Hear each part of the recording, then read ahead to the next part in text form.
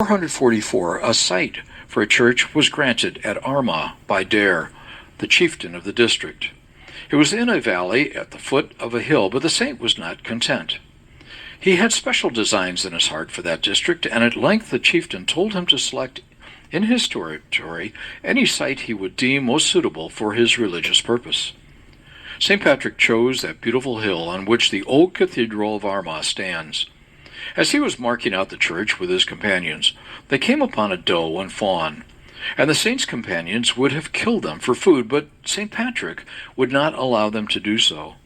And taking the fawn upon his shoulders, and followed by the doe, he proceeded to a neighboring hill, and laid down the fawn, and announced that there in future times great glory would be given to the Most High. It was precisely upon that hill, thus fixed by St. Patrick, that, a few years ago, there was solemnly dedicated the new and beautiful Catholic Cathedral of Armagh.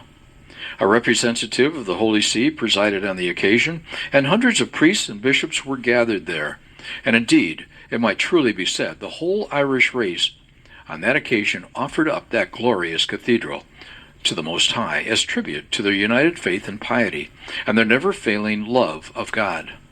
From Ulster, St. Patrick probably proceeded to Meath, to consolidate the organization of the communities there, and thus he continued his course through Leinster.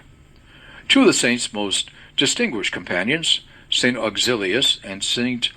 Iserninus, had the rich valley of the Liffey assigned to them. The former's name is still retained in the church which he founded at Colossae, while the latter is honored as the first bishop of Kilcullen. As usual, St. Patrick's primary work was to gather the ruling chieftains into the fold. At Naas, the royal residence in those days, he baptized two sons of the King of Leinster.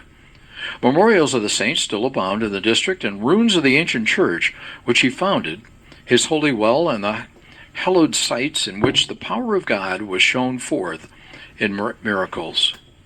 At Sletty, in the immediate neighborhood of Carlow, St. Fiach, son of the chief Brennan Dubtlach, was installed as bishop, and for a considerable time that see continued to be the chief center of religion for all of Leinster. St. Patrick proceeded through Gowran into Ossory, where he erected a church under the invocation of St. Martin, near the present city of Kilkenny, and enriched it with many precious relics which he had brought from Rome. It was in Leinster, on the borders of the present counties of Kildare and Queens, that Oldran, St. Patrick's charioteer, attained the martyr's crown. The chieftain of that district honored the demon idol Crom Cruach with special worship, and on hearing of that idol being cast down, vowed to avenge the insult by the death of our apostle.